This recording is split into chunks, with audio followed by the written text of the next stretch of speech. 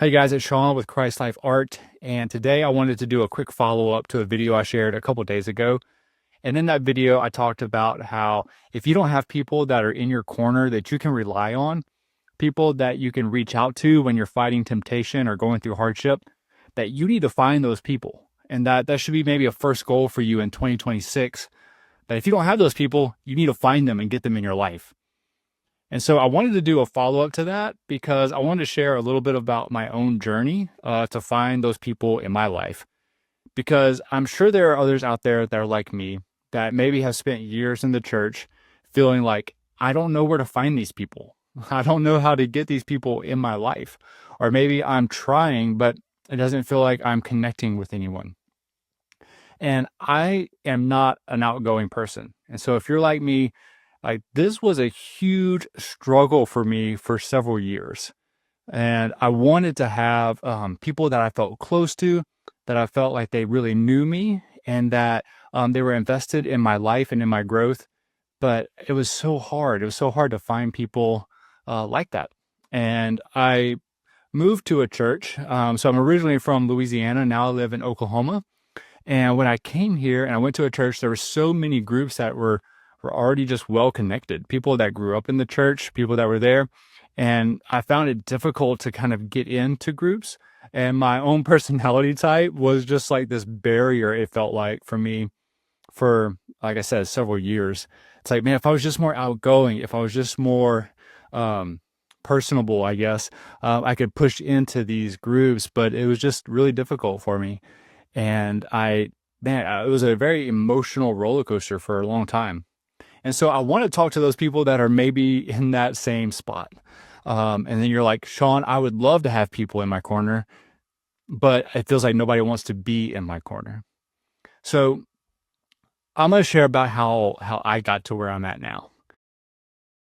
So one of the first things that helped me on this journey was getting involved in ministry at my church. And so in 2014, September of 2014, God saved me. He set me free from my sin. He gave me new life. He started working new things in me, new desires, new ambitions.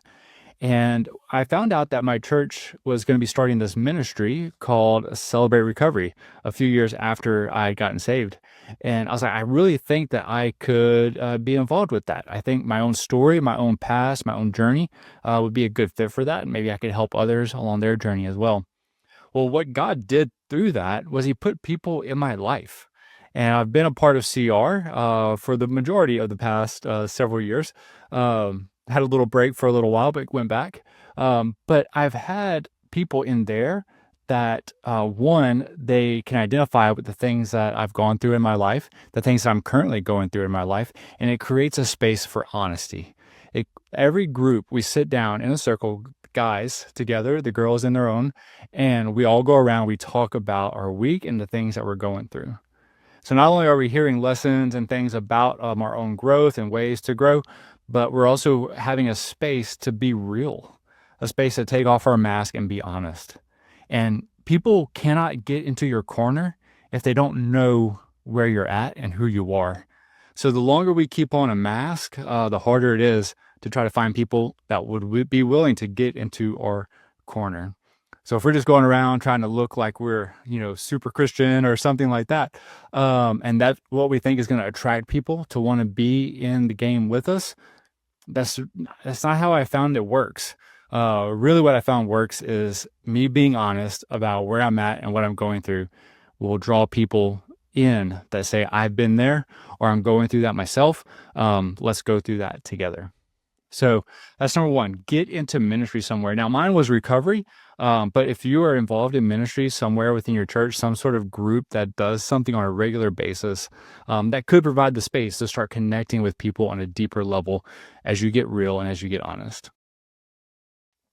All right. So a second thing is that I got involved in small groups at my church that would value community. So whether that's a Sunday school class, small group, whatever your church calls it, find one that values real connection and real community and values honesty and vulnerability. So our group, one of the things that we do that I really love is we have prayer partners every week.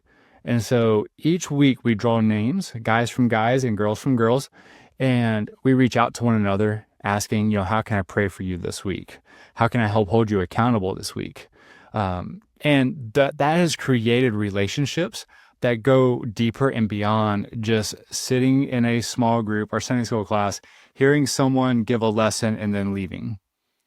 And building those connections over prayer and over real things in our lives has opened up great opportunities to have people get in my corner, people that will know me more.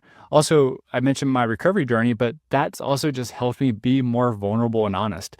And so, if you are in a small group and you can trust the people that are around you, but no one's really being honest and vulnerable, maybe other people are feeling the same way.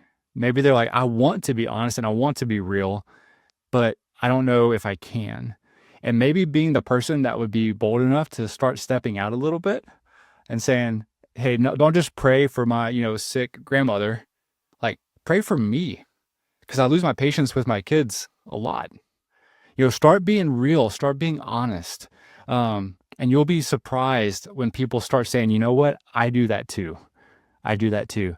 And so maybe you could be even the part of helping your group be more vulnerable and honest and find that people want to get in your corner and you have opportunity to get in their corner and fight alongside with them in their own journeys too. So get in ministry and then also get in a small group that values community. So the last thing I want to say about this is that I had to stop waiting for other people to come to me and say, Sean, I want to get in your corner. So as I was in these different groups, in my recovery group, the different small groups I've been a part of, that valued community, I started seeing the other guys that were in there that were, they were dedicated to their own fight against their sin. They were dedicated to trusting Christ and trusting God through hardships. And they were passionate about the pursuit of holiness and glorifying God with their lives.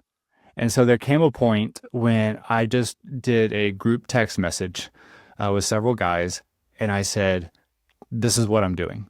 I'm putting this group together in this text message because I need accountability and I need a place to go to have people go to prayer for me with the different trials, temptations, hardships, whatever it is in my life. I need a place to go to that are my guys. All right.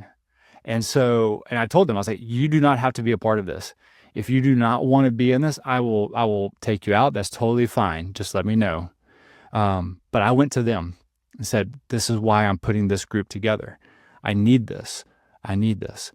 And through that experience, over this last year, it's been a huge blessing to me to reach out to these guys and say, man, this is what I'm going through. This is what's happening. This is what I need right now. Would you guys pray? And to have that support has been huge in my life. So look for those people as you work through things in ministry. You get involved in service at your church. You get involved in small groups. Look for those people and reach out to them. Don't just sit back and say, I'm going to wait for them to come to me. Go to them. Go to them. Ask them, like, hey, would you be interested in, being a part of this? I need a group of people that I can reach out to on a regular basis. So again, if you were like me, man, very introverted, very socially awkward in groups, man, that is 100% me, and struggle to build connections. Like, that's how I had to do it. And I'm not saying this is like a prescriptive way, like this is how everybody needs to do it. I'm just saying that this is how God worked it out in my life as I pleaded and begged with him, like, God, I need to feel like I have people. I'm tired of feeling, lonely and isolated. And I know that it's my own fault in some ways because I'm just so reclusive at times. And so, God, I need you to help me. Help me. And so getting involved in ministry, getting involved in small groups that valued community, and then reaching out to people instead of waiting for them to reach out to me. I hope this is helpful to you for those of you guys that might struggle with this. And I hope that 2026 is your year of getting your guys in your corner that will fight with you.